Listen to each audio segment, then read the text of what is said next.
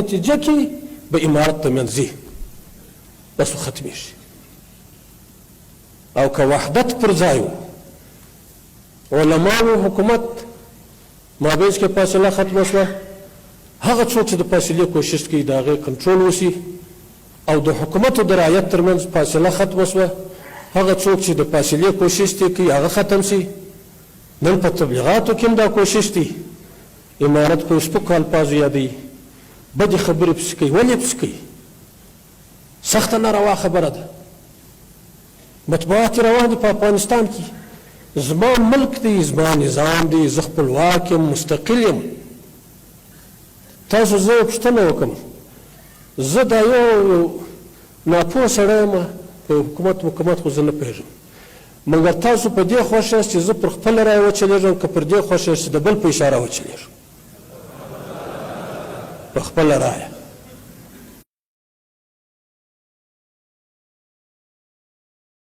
مستقل رایه روان دي. د الله جل جلاله یو عظیم فضل و احسان دی، مستقل دی، د بل په اشاره کار نه کوي. در هغه وخته پورې د ملک ترقي نشي راتلی تر څو پورې چې د ملک استقلال ونه لري، خود ارادیت ونه لري.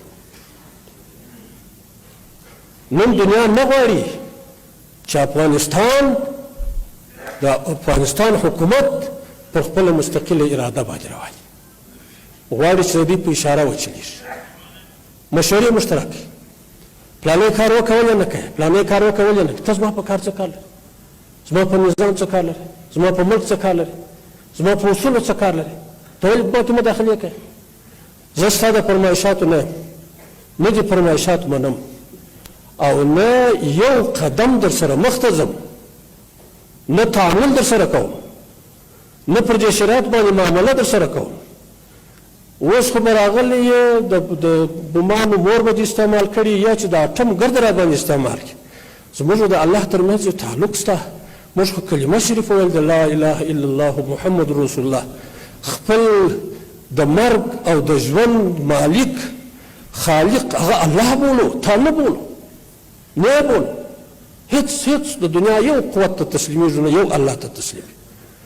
که کوم قوت ته تسلیمیږو هغه د الله در هدایت الله دې تسلیمیږو، چې د الله هدایت نه تسلیمیږو. هېڅوک چې دا تمه نه راسکوي. زما خو دا رایه ده، دا اوس خو دا دی به په ما باندې د هغه ځای څخه د دنیا د کنجانو څه نارې وایي، په خبرو به مې تسلیموي، یا چې ټول اټم را بار کړي او ټول ویلي چې اخر خو موږ مرو.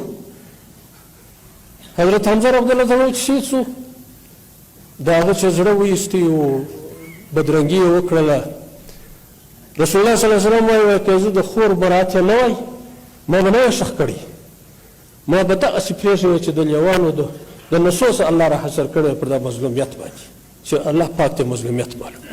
موږ نن دا غواړو چې رب جل جلاله ته پر دې دین باندې مظلومیت ښکاره شي.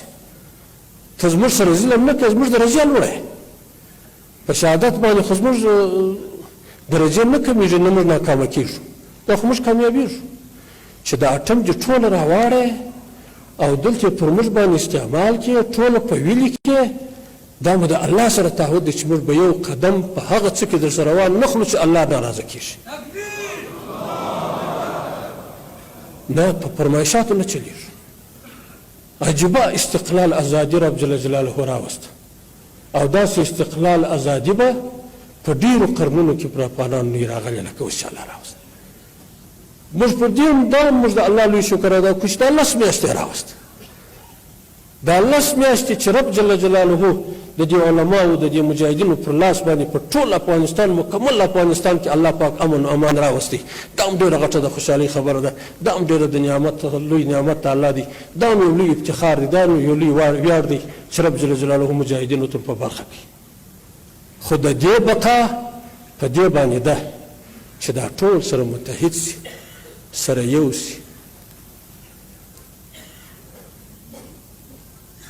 محترمو مسلمانانو ورونو، قیادت دی د علماو.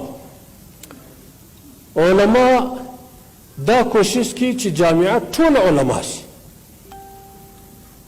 دا کوشش کوي. دا د ملک امنیت ورته شرط دی چې دا د ملک امنیت را